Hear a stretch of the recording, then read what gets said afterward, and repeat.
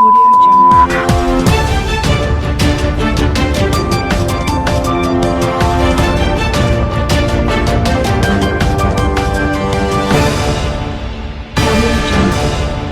नमस्कार दोस्तों, अखिल भारतीय कांग्रेस कमेटी की इस विशेष पत्रकार वार्ता में आप सबका स्वागत है। पार्टी के महासचिव एडमिनिस्ट्रेशन श्री केसी वेणुगोपाल जी ने भी he has very kindly joined us and we welcome him also. बगैर किसी विलंब के मैं राहुल जी से अनुरोध करूं कि वो अपनी बात कहें। मैं एक अनुरोध आप सबसे करूंगा कि हम इस पत्रकार वार्ता को थोड़ा छोटा रखेंगे, आपके सवाल पॉइंटेड हों और अपना सवाल रिपीट ना करें। जिन साथियों ने पिछली बार सवाल पूछा है, इस बार हम उनका सवाल नहीं ले पाएंगे। बगैर विलंब के मैं आदरणीय श्री राहुल गांधी जी से अनुरोध करूंगा कि वो पहले अपनी बात कहेंगे, फिर हम सवाल लेंगे। आदरणीय राहुल जी। नमस्कार रणदीप जी, वेणुगोपाल जी और प्रेस के हमारे सब मित्रों, आप सबका बहुत बहुत स्वागत। मैं शुरुआत में छोटी सी स्टेटमेंट बोलना चाहता हूँ। अंग्रेजी में और हिंदी में बोलूँगा, उसके बाद आप अपने सवाल पूछिए। Friends, 2 months ago, the Prime Minister said that we were going to fight a 21-day war against COVID. It was his expectation that we would defeat the COVID virus in 21 days. Now we are on 60 days, and we are the only country in the world where the virus is exponentially rising, and we are removing a lockdown. So it is pretty clear that the aim and the purpose of our lockdown has failed. What India is facing now in front of us is the result of a failed lockdown. Now, what we in the Congress party and a lot of people want to understand, and we do not want to do it harshly, aggressively, but we want to understand what the government's view is going forward. We want to understand what is their strategy. It is pretty clear that 4 stages of lockdown have not produced the result that the Prime Minister expected. Prime Minister and his entire advisory staff, including his top medical people, said that the disease would start to reduce towards the end of May. It's clear that the disease is not reducing, it is increasing. So we, with utmost respect, want to ask the Prime Minister and the government, now that we have a failed lockdown, what is their strategy going forward? What is their strategy as far as opening up India is concerned? What are the precautions that they're going to take to now curb this disease? How are they thinking about supporting our migrants? How are they thinking about supporting the state governments? How are they thinking about supporting small and medium businesses? We had great expectations. There was multiple press conferences about the package. Prime Minister said 10% of GDP. The reality is we have less than 1% of GDP being given, most of it in loans, hardly any cash giving to people. Congress party is running some states. We are giving cash to people. Directly, we are giving cash to farmers. We are giving cash to laborers. But we are not getting any support from the central government. And it is becoming extremely difficult for our states to function without adequate support from the central government. थोड़ा मैं हिंदी में बोल देता हूं। नरेंद्र मोदी जी ने कहा था कि 21 दिन में कोरोना की लड़ाई जीती जाएगी। 4 लॉकडाउन हो गए, तकरीबन 60 दिन हो गए।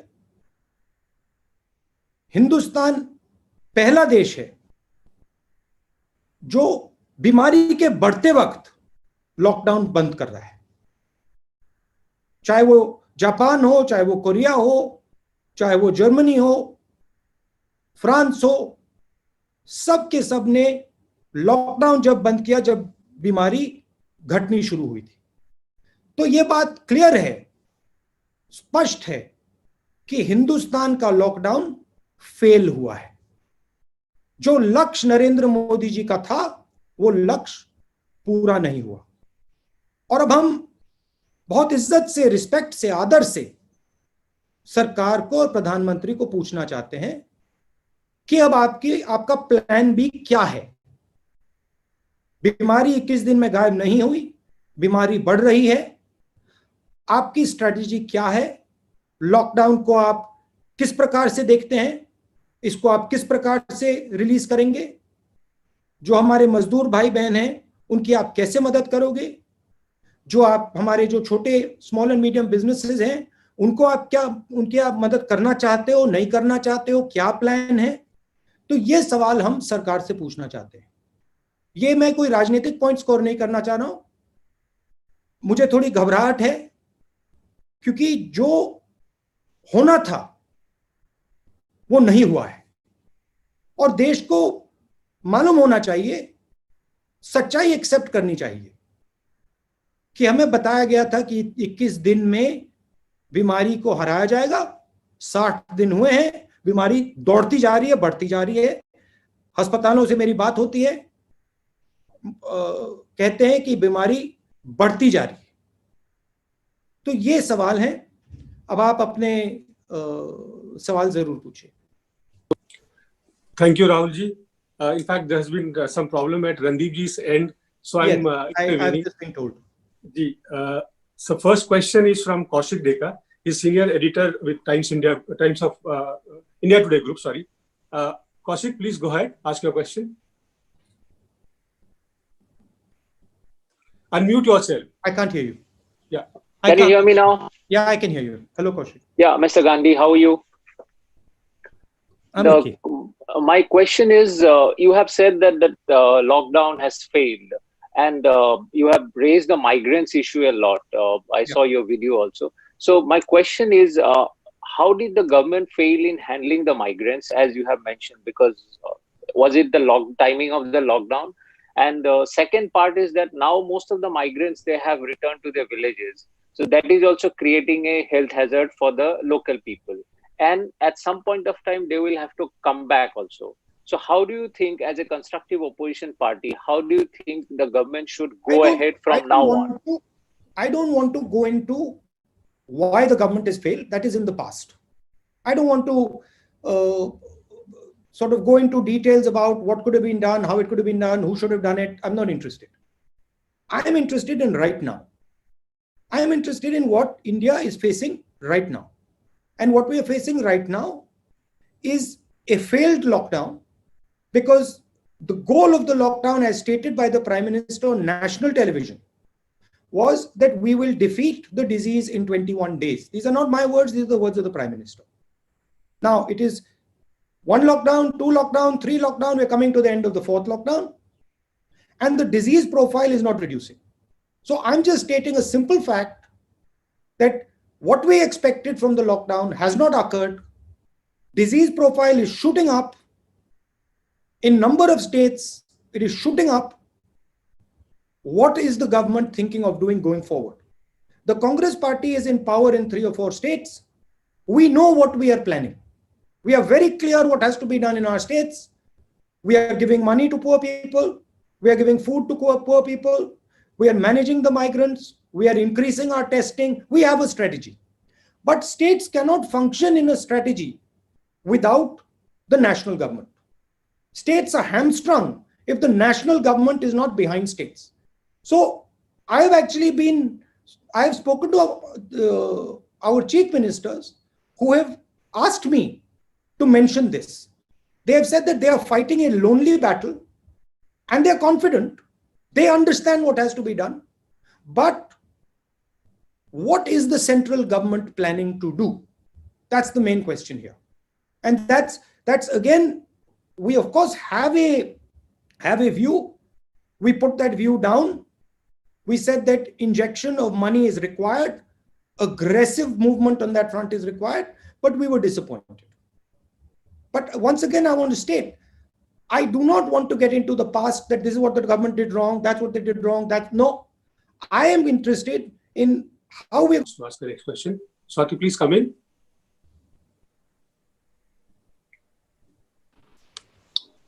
Hi, sir. This is Swati. I hope you can hear me. Yes, we can hear you. Hi, good afternoon. Prashant. Affected a much larger number of people. You mean in the long term, or you mean right now during the lockdown? Yes, particularly right now, but also Right now. in the past. I don't think that's a binary question. I don't think it is either health or economics. I think we are smart enough, intelligent enough to work a path through that will create a compromise between a successful compromise between health and economics. So I don't see this as a on-off switch where you either solve the health problem or you solve the economics problem. I think there is a lot of nuance to that. However, India has been facing a very serious unemployment problem, and this is not new. This has been going on. You've heard of Make in India, you've heard of some of those initiatives, and they have not given the result that one expected for whatever reason. However, now there is a new element to this unemployment, which is that we were already struggling, and now suddenly we've hit this corona problem, which has multiplied this unemployment problem. As you can see, businesses were shut down, and I'm sorry to say this as a national leader, but many small and medium businesses are going to go bankrupt. The people who work for those businesses are going to become unemployed. And that is why we are raising again and again and again that an injection of capital and injection of money to small and medium businesses is required. It will be fatal if we do not do it. An injection of money to the poorest 50% of India is required. It will be fatal if we do not do it. So yes, there is an unemployment problem, but that unemployment problem has now been compounded massively by the current crisis. And no, I do not think it is a choice between healthcare and economics. I think we are intelligent enough to work out a solution that looks after both.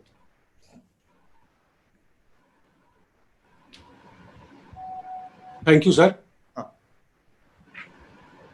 Next question is from Sanjay Mishra ji from Dainik Jagran. Sanjay ji, you can come in, please. Just one point. Yeah. Just one point. If I'm being asked the question in Hindi, I'll answer in Hindi. If it's a question in English, I'll answer in question in English. Sir, which is fine, sir. हाँ. Yeah. Sanjay ji पूछिए. जी राहुल जी नमस्कार, मेरी आवाज आ रही है आपको? हाँ, आवाज आ रही है मगर चेहरा नहीं. हाँ, आ गए. जी राहुल जी, एक और बड़ा सीरियस चैलेंज जो है वो देश फेस कर रहा है. भारत एक तरफ कोविड-19 से लड़ रहा है और दूसरी तरफ सीमा पर भी देखें तो बहुत तनाव की स्थिति है. लद्दाख में चीन के साथ बहुत तनावपूर्ण स्थिति चल रही है और एक रिपोर्ट कहती है कि 10,000 से ज़्यादा सैनिक जो है वो भारतीय भूभाग पे आके डटे हुए हैं. दूसरी तरफ अगर आप देखें तो नेपाल के साथ भी हमारा सीमा विवाद, एक नया जो है वो विवाद शुरू हो गया है. तो बाहरी सीमा के मोर्चे पे भी भारत एक बड़े सीरियस चैलेंज का सामना कर रहा है. तो आपको नहीं लगता है कि सरकार की रणनीति यहाँ पे कहीं ना कहीं एक तरह से सवालों के कटघरे में है? देखिए, जो बॉर्डर इशू है, इसके डिटेल्स क्या हुआ है, किस प्रकार हुआ है, क्या किया गया है, इसके डिटेल्स सरकार को ट्रांसपेरेंटली देश को बताने चाहिए, क्योंकि क्लैरिटी फ्रैंकली किसी को नहीं है.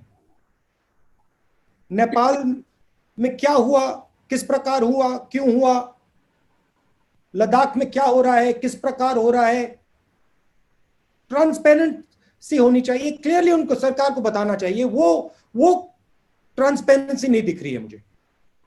जो चाइना और हिंदुस्तान की बात है, अभी वो लाइव इशू है, तो उसके बारे में मैं प्रेस कॉन्फ्रेंस में ज्यादा नहीं बोलना चाहता हूं. वो मैं सरकार के विजडम पे छोड़ना चाहता हूं. मगर ट्रांसपेरेंसी की जरूरत है. हमें मालूम होना चाहिए क्या हो रहा है, और वो देश को नहीं मालूम. जी सर, धन्यवाद। हम सर मूव करते हैं टेलीविजन की तरफ। इसमें सॉरी मैं एक चीज ऐड करना चाहता हूं। जी सर। जब तक थोड़ी ट्रांसपेरेंसी नहीं होगी, मुझे इस पे टिप्पणी करना या बोलना सही नहीं होगा। अगर ज्यादा इंफॉर्मेशन होगा तो फिर मैं आपको एक क्लियर कट पोजीशन दे सकूंगा। In the middle of a meeting, Kabir, can I call you back in 10? No, sorry, you'll have to wait for your turn. Not like this. Can Adish Rawal from ABP come in, please? And please be brief with your question. Yes, sir. Rahul ji, 30 जनवरी को पहला case report हुआ था corona का। उसके बाद 12 fab को आपने इस बात को पार्लियामेंट में उठाया था, और उसके बाद आपने कई बार ये भी कहा कि आर्थिक महामारी आ सकती है, स्वास्थ्य को लेकर प्रॉब्लम हो सकती है। लेकिन 24 मार्च को 54 डेज के बाद लॉकडाउन लगा। इसके ऊपर आप क्या कहना चाहेंगे कि सरकार का जो रवैया है टुवर्ड्स अपोजिशन, उसको क्या सरकार सीरियसली नहीं लेती है? देखिए, सरकार का काम गवर्नेंस का होता है, हमारा काम ऑपोजिशन का है। हमारा काम सरकार पर प्रेशर डालने का है, और अगर सरकार की दृष्टि कहीं नहीं जा रही है, कोई थ्रेट है जो सरकार को नहीं दिख रहा है या जिसको सरकार इग्नोर कर रही है, उसको हाईलाइट करना हमारा काम है। मैं जो फरवरी में कर रहा था, मैं अभी भी वही कर रहा हूं। मैंने अपनी पोजीशन नहीं बदली है। मैंने फरवरी में कहा था कि बहुत डेंजरस सिचुएशन बनने जा रही है, और आज भी मैं कह रहा हूं। और फरवरी मैं जो कहा था, उससे स्ट्रांगली मैं आज कह रहा हूं कि अगर फाइनेंशियल सपोर्ट नहीं दी, अगर स्मॉल एंड मीडियम बिजनेसेस को प्रोटेक्ट नहीं किया, तो जो नुकसान होने वाला है वो अभी तक कुछ दिखाई नहीं है। ये तो पहला चैप्टर भी शुरू भी नहीं हुआ है। तो जो मैं वार्निंग फरवरी में दे रहा था, वही वार्निंग मैं आज फिर से दे रहा हूं, और मैं सरकार से कह रहा हूं,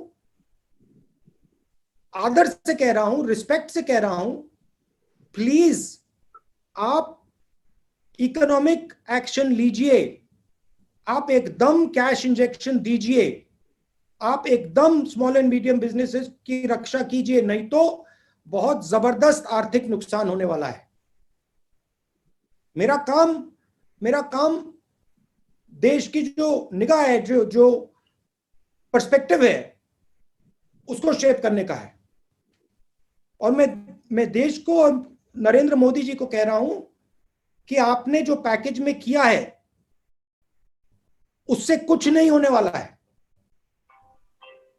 एक प्रॉब्लम है, मैं आपको बताता हूं। थोड़ी सी मेरी बातचीत जो डिसीजन मेकर्स हैं, इनडायरेक्टली होती रहती है। उनकी व्यू है कि अगर हमने बहुत सारा पैसा गरीब लोगों को दे दिया, मजदूरों को दे दिया, तो बाहर देशों में गलत इंप्रेशन चला जाएगा, हमारी रेटिंग खराब हो जाएगी। मैं फिर से दोहरा रहा हूं, हिंदुस्तान की शक्ति बाहर से नहीं बनती है। हिंदुस्तान की शक्ति हिंदुस्तान के अंदर से बनती है। हिंदुस्तान की इमेज बाहर नहीं बनती है। हिंदुस्तान की इमेज हिंदुस्तान के अंदर बनती है। जब हिंदुस्तान मजबूत होता है, जब हिंदुस्तान की शक्ति में शक्ति होती है, तो बाकी दुनिया देखती है, इमेज बनती है हमारी। तो मैं फिर से कह रहा हूं, हिंदुस्तान की शक्ति की रक्षा करने की जरूरत है। शक्ति की रक्षा कैसे करनी है? डायरेक्ट कैश एकदम 50% लोगों को महीने का 7,500 रुपए, सबसे गरीब मजदूरों को। ये हमारी शक्ति है, ये हमारी स्ट्रेंथ है, ये हमारा सोल है, आत्मा है। इसकी रक्षा करनी है। विदेश क्या सोच रहा है उसके बारे में नहीं सोचना, अभी वो बाद में देखेंगे। Thank you, sir. May I now request Karthikeya ji from Beyond to come in, please? Karthikeya ji, please ask your question briefly. Hello, Karthikeya, how are you? I'm fine, sir.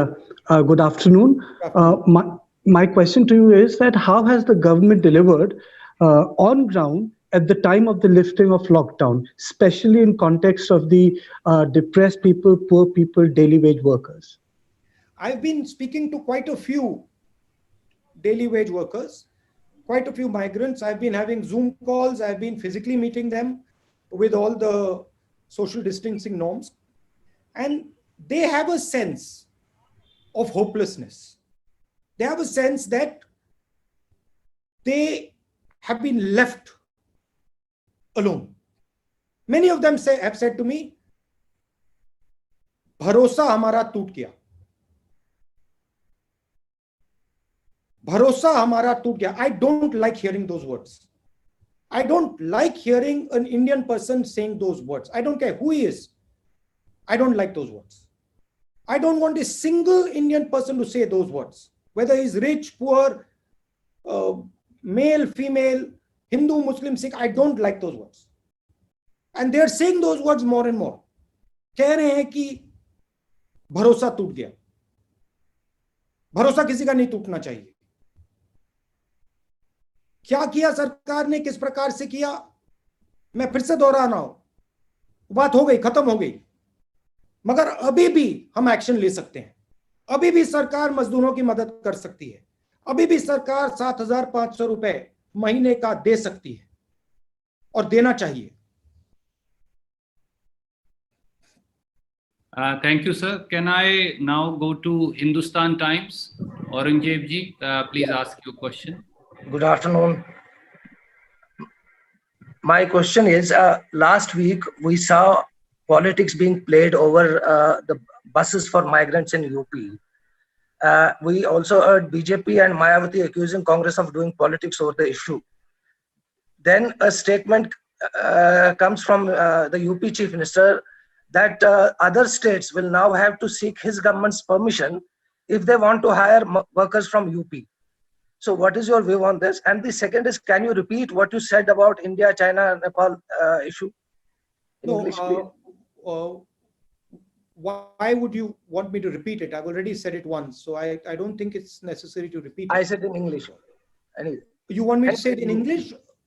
No, I said anyway. You answer my first. No, sorry. You want me to say it in Hindi? You want me to say it in English? Is that what it is?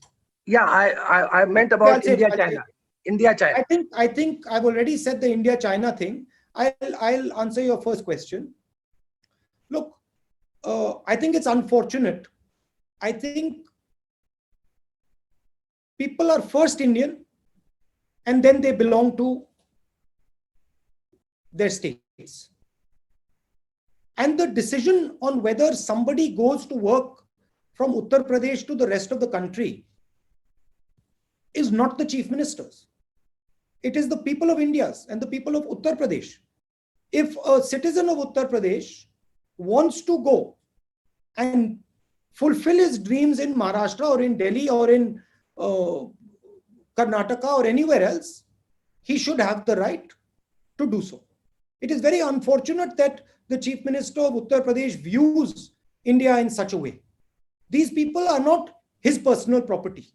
They are not the personal property of Uttar Pradesh. These people are Indian citizens and they have the right to decide what they want to do and they have the right to live the life they want to live. It is our job to support them to fulfill their dreams. It is not our job to say that you belong to me, you cannot go and work in Maharashtra. It's an absolutely absurd position. Thank you, sir. You want me to say a little bit about the China thing in English?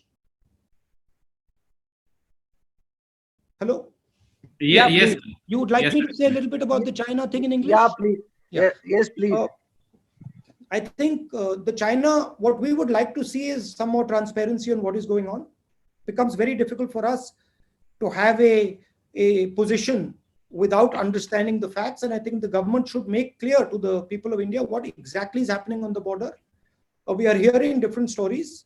I don't want to go into conjecture, but it is important that the government of India makes it clear what is happening on the border so that people can understand and people can have a proper position. Thank you, sir. May I now request Archana from ANI to come in? Archana, please ask your question. Hello, Archana. Hello, sir. How are you? Sir, my question is, I'm fine. So my question is, lockdown का main लक्ष्य था संक्रमण को रोकना. तो क्या आपकी राय में 4 बार लॉकडाउन अभी तक हो चुका है, तो संक्रमण रुका है? क्या लक्ष्य प्राप्त हुआ है सरकार को? ये तो मैंने ओपनिंग स्टेटमेंट में ही कह दिया था कि लॉकडाउन का जो लक्ष्य है वो प्राप्त नहीं हुआ। प्रधानमंत्री ने कहा था 21 दिन में लॉकडाउन कोरोना को हरा देगा। कोरोना तो बढ़ता जा रहा है, तो ठीक है, जो पहली स्ट्रैटेजी थी वो फेल हो गई, उसको एक्सेप्ट कर लेना चाहिए। मगर अब बताइए अगली स्ट्रैटेजी क्या है? अब बताइए आगे आगे बढ़ते हुए हिंदुस्तान की सरकार क्या सोच रही है? लॉकडाउन को किस प्रकार से हटाएगी? जो हमारे गरीब लोग हैं उनकी किस प्रकार से मदद करेगी? जो स्मॉल मीडियम बिजनेसेस हैं उनकी कैसे रक्षा होगी? जो माइग्रेंट्स हैं उनके लिए क्या किया जाएगा? तो ये सब चीजें अब देश को बताना है। शुक्रिया अर्चना जी। may I now request आज तक Mosmi ji is here from आज तक। Mosmi ji, sorry, one more thing. I don't think, अगर आपने प्रधानमंत्री से भी पूछा कि भाई आपने 21 दिन का बोला था, 60 दिन हो गए, तो आई थिंक प्रधानमंत्री हिमसेल्फ विल एक्सेप्ट, वो ही एक्सेप्ट करेंगे कि जो उनका पहला प्लान था वो फेल हुआ, वो भी एक्सेप्ट करेंगे। मगर हम सिर्फ ये कह रहे हैं ठीक है, हम मानते हैं कि फेल हो गया, एक्सेप्ट करते हैं उस बात को, मगर अब आगे बताइए क्या करना है। अब प्रधानमंत्री ने एक लो की अपनी पोजीशन अडॉप्ट कर ली है। पहले 2-3 बार उन्होंने फ्रंट फुट पे खेला। अब प्रधानमंत्री जी दिखाई नहीं दे रहे हैं, मगर देश को प्रधानमंत्री का चेहरा दिखना है। प्रधानमंत्री को देश को बताना पड़ेगा कि आगे क्या करना है, तो प्रधानमंत्री को अग्रेसिवली फ्रंट फुट पे फिर से आना पड़ेगा। वो बैक फुट पे चले गए हैं। मैं ऑपोजिशन का हूं, मैं कह रहा हूं उनको कि वो फ्रंट फुट पे फिर से आए। Thank you, sir. May I now request Aaj Tak, Mosmi Singh? And sir, before I take that question, Mosmi ji, sorry, I want to point out to the group as also to Rahul ji. Siddharth from ANI is here. In his course of duty, he was tested positive for COVID, but hats off to him that he continues to be on duty. Despite that, kudos to him. I hope he's not infecting other people. No, sir, he's at home, but he's on home and continues to work. Mosmi ji, please go ahead. Rahul, हम आपसे पूछना चाह रहे थे, जो सरकार की पूरे इस मसले को लेके हैंडलिंग रही है, how would you rate it if it's on a scale of 10? क्या आप कितना मार्क्स देंगे? और क्या एक बड़ी कामयाबी और एक बड़ा फेलियर या नाकामयाबी क्या रही है? I'm not a school professor that I'm going to rate the Prime Minister's performance on a scale of 1 to 10. Sorry, that would be inappropriate for me to do. मैं ये कह दूंगा कि कोरोना की लड़ाई खत्म नहीं हुई है, कोरोना की लड़ाई शुरू हुई है और हमें आगे क्लियरली अपने एक्शंस समझाने हैं। सरकार को क्लियरली एक्शंस बताने पड़ेंगे। 2-3 चीजें हैं।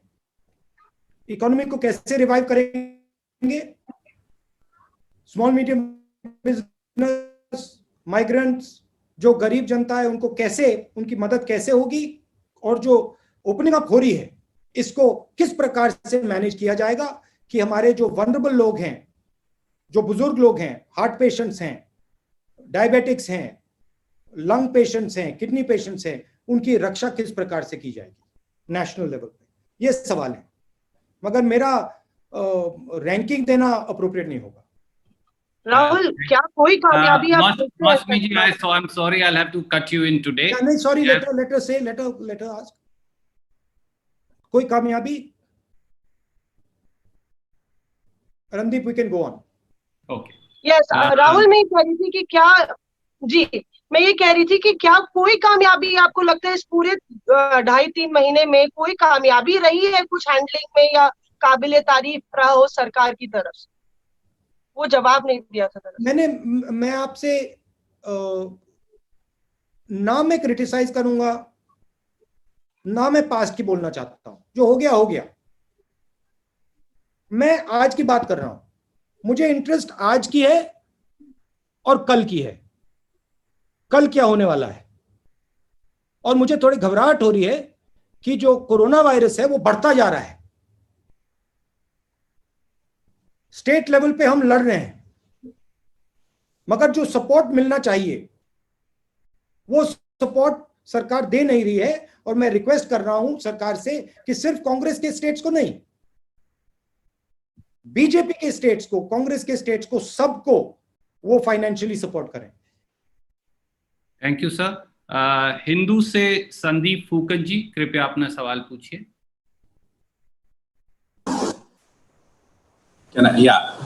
So my question is that, it's about transportation. You've seen that in a graded manner, the flights have restarted, domestic flights have restarted, but we are still quite some time away, perhaps, from opening up public transportations, regular train services. What, according to you, would be a safe mobility plan? I mean, if see, you have to understand my job. I am not an expert on safe mobility plan. That is, there are experts who will tell you this is how India should open up. For me to comment on whether we should open airlines, how we should open airlines, I'm not the expert. I don't pretend to be the expert. But what I do understand is that there are a couple of things at a high level that need to be done. When you're opening up, you need to open up with inputs from the state governments. You need to open up with inputs from experts. You need to open up in a systematic way, not in an ad hoc way. I clearly can see that our economy requires restarting, which means that it needs a money injection, cash injection immediately. So that needs to be done. And I can clearly see that we need a strategy to make sure that in a non-lockdown situation, the disease does not run amok. I am worried, let me state it clearly. I am worried that in a non-lockdown situation, in a haphazard opening up, we will get a second wave of corona that will be extremely devastating. Thank you, sir. We have last 5 minutes of this press conference. Randeep ji, I'm going to ask Sanjay Trivedi sir, I have a question to come in, please. Randeep ji, मैं भी हूँ। जी, मैं note कर रहा हूँ, आप कृपया chat में लिख दीजिए, मैं वहां से सवाल पिकअप कर रहा हूँ। Sanjay Trivedi from news 24।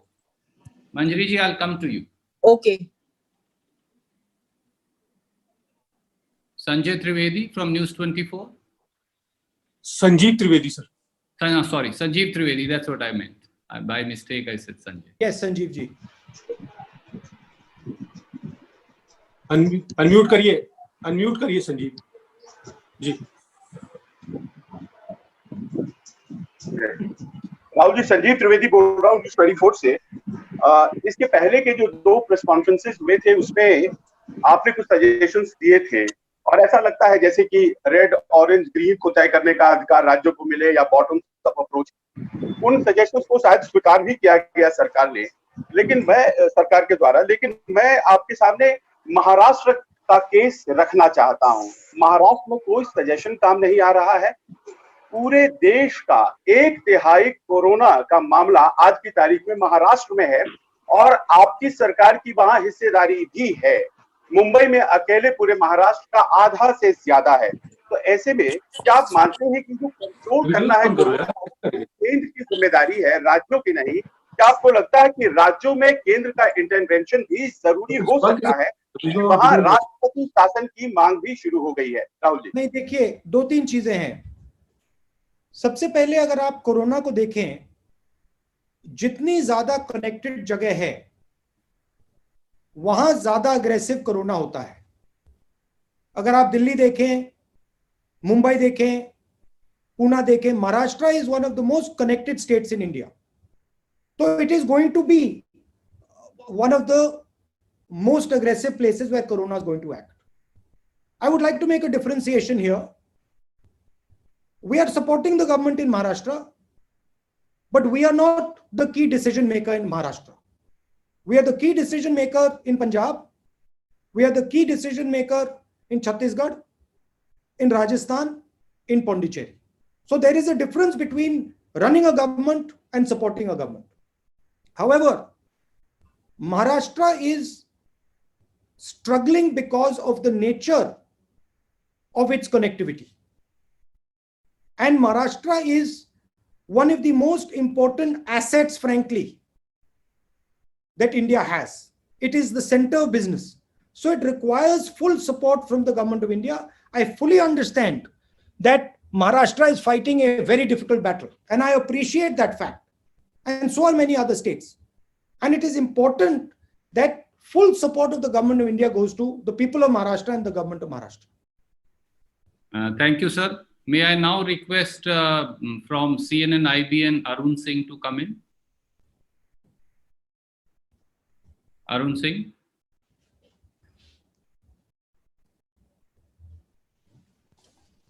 Yes. Arun ji, please go ahead. Rahul ji, मेरा सवाल ये है कि पिछली प्रेस कॉन्फ्रेंस जो हुई थी फाइनेंस मिनिस्टर की, सॉरी अरुण, एक सेकंड, वो लास्ट क्वेश्चन का थोड़ा पीस मैंने आंसर नहीं किया. ठीक है sir. So we just go back. I didn't answer the one section of that question. I just recalled. Okay. Sanjeev Trivedi ji, please. मैंने पूछा था कि देखिए वहाँ राष्ट्रपति शासन की मांग हो रही है और केंद्र के महाराष्ट्र के क्वेश्चन से पहले आपने एक और सवाल पूछा था. हमने पूछा था कि क्या आप मानते हैं कि केवल केंद्र की जिम्मेदारी है क्या कि नहीं, आपने कहा कि मैंने सुझाव दिए थे और सुझाव उन्होंने बॉटम अप अप्रोच के बारे में आपने बोला था. और रेड ऑरेंज ग्रीन को तय करने के क्रम में देखिए हमारा रोल ऑपोजिशन का है.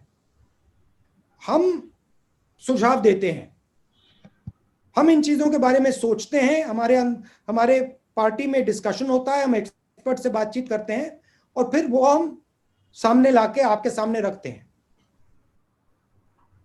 हमारा कौन सा सजेशन सरकार ले वो हमारे ऊपर नहीं है, वो उनके ऊपर है, उनका डिसीजन है. और जरूर उन्होंने हमारे 2-3 सजेशंस, जो जोन की बात थी, उन्होंने सजेशन एक्सेप्ट किया तो वो अच्छी बात है. मगर जो हमारी क्रिटिकल सजेशंस है, मेन नंबर 1 सजेशन, अर्थव्यवस्था को बचाना है, पैसा एकदम दो, वो सजेशन उन्होंने नहीं लिया. उससे थोड़ा हमें दुख हुआ है, बट वो उनका प्रोरोगेटिव है, लेना चाहते हैं नहीं लेना चाहते हैं. एक बात मैं आपको कह देता हूं कि अगर हिंदुस्तान की सरकार ने पैसा नहीं दिया गरीबों को, न्याय योजना जैसी योजना नहीं दी, स्मॉल एंड मीडियम बिजनेसेस को सपोर्ट नहीं किया, तो बहुत जबरदस्त आर्थिक नुकसान होने वाला है. ये तो मैं आपको लिख के दे दूंगा. Thank you, sir. Arun Singh ji, can you very briefly ask last 2 questions now? I'm concluding the PC. Sorry, Arun. No. For suddenly going. Sir, can you hear me? थोड़ा जोर से बोले. राहुल जी, क्या आप मुझे सुन पा रहे हैं? हाँ, थोड़ा जोर से बोले जरा. अच्छा, मैं आपसे ये सवाल पूछना चाहता था कि पिछली जो प्रेस कॉन्फ्रेंस थी फाइनेंस मिनिस्टर की, उसको आपने अगर सुना हो तो ठीक, नहीं सुना हो तो मैं बता रहा हूँ कि आप गए थे माइग्रेंट लेबरर्स से मिलने. उन्होंने कहा कि राहुल गांधी ड्रामेबाजी करते हैं, अगर वो सीरियस होते तो उनका कुछ बोझ उठा लेते, उनके कुछ बिलोंगिंग्स, उनके कुछ सामान, उनके कुछ बैगेज उठा लेते, उनकी मदद करते. तो अगली बार आप टैक्सी ड्राइवर से मिल रहे हैं, तमाम लोगों से मिल रहे हैं, तो फाइनेंस मिनिस्टर की सलाह आप ध्यान में रखेंगे अगली बार जब घर से बाहर निकलेंगे. नहीं, देखिए, मेरा लक्ष्य इसमें एक ही है. मैं गरीबों से बातचीत करता हूं, मजदूरों से बातचीत करता हूं, उनके दिल में क्या है वो उसको समझने की कोशिश करता हूं. और मैं सच बोलूं तो मुझे इसका काफी फायदा मिलता है, क्योंकि उनकी जानकारी से, उनके ज्ञान से मुझे काफी फायदा मिलता है. अब जहां तक मदद की बात है, मैं मदद करता रहता हूं और मेरा कोई इतराज नहीं है. मैं, अगर वो मुझे परमिशन दें, मैं जरूर बैग उठा के ले जाऊं. मगर वो मुझे परमिशन नहीं देंगे, अगर दे दें मैं चला जाऊंगा. एक का नहीं, 10-15 का उठा के ले जाऊंगा मैं. मगर मेरा लक्ष्य, मेन लक्ष्य जो उनके दिल में है, वो हिंदुस्तान की जनता तक पहुंचाने का है. मैंने ये जो छोटी सी फिल्म बनाई, ये मैंने इसलिए बनाई कि हमारे जो बाकी नागरिक हैं, इनकी पीड़ा को समझें, इनके दुख, इनके दर्द को सुनें.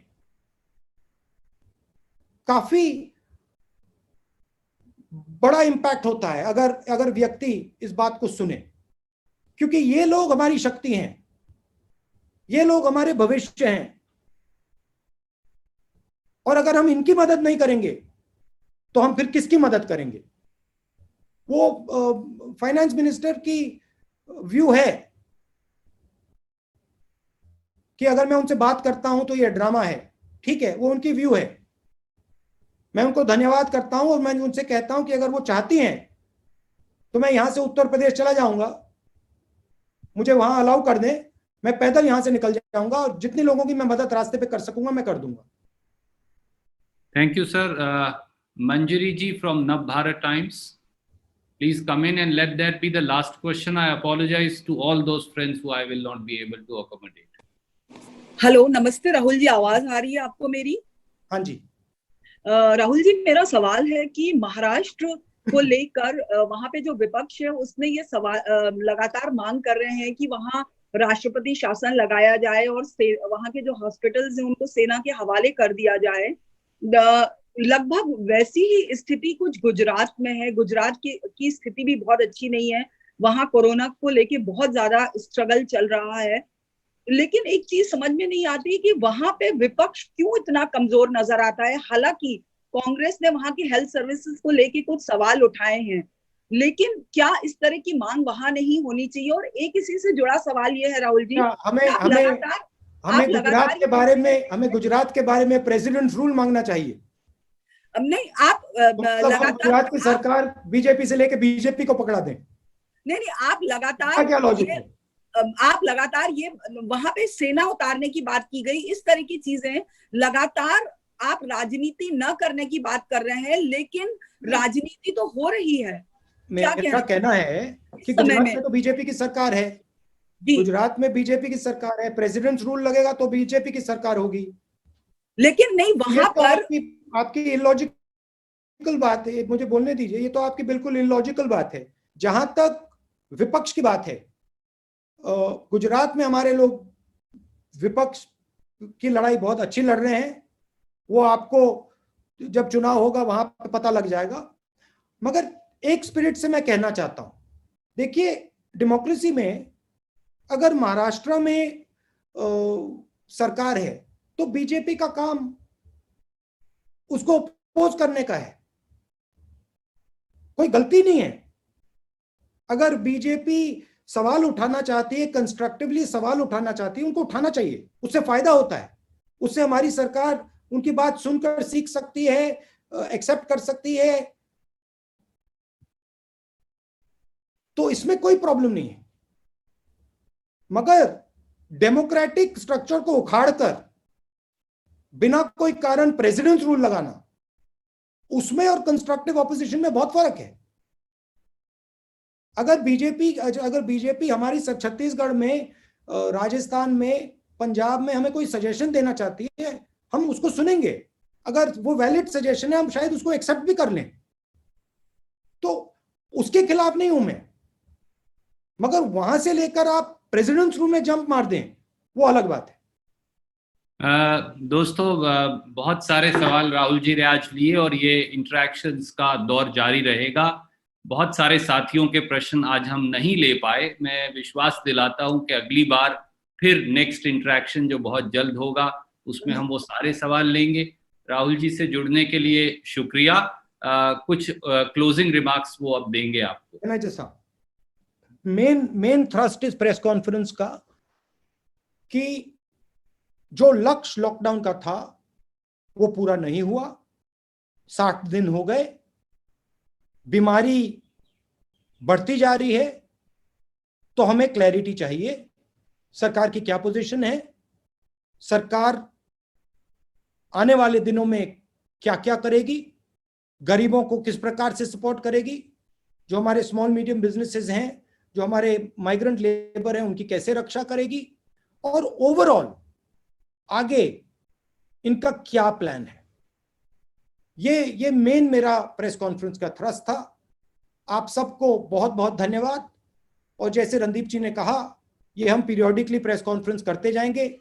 पिछली बार जिन लोगों ने सवाल नहीं पूछा, इस बार आपको चांस मिल गया, अगली बार और भी लोगों को हम चांस देंगे। धन्यवाद, नमस्कार। नमस्कार, बहुत बहुत शुक्रिया राहुल जी और कांग्रेस पार्टी की ओर से आप सबका शुक्रिया राहुल जी, शुक्रिया वेणुगोपाल जी। बने रहें न्यायटीवी.com पर। आप हमें फेसबुक और यूट्यूब पर भी देख सकते हैं। फेसबुक पर हमें देखने के लिए लाइक करें और यूट्यूब पर सब्सक्राइब करने के बाद बेल बटन जरूर दबाएं ताकि हमारे कार्यक्रम की सूचना आप तक पहुंचती रहे।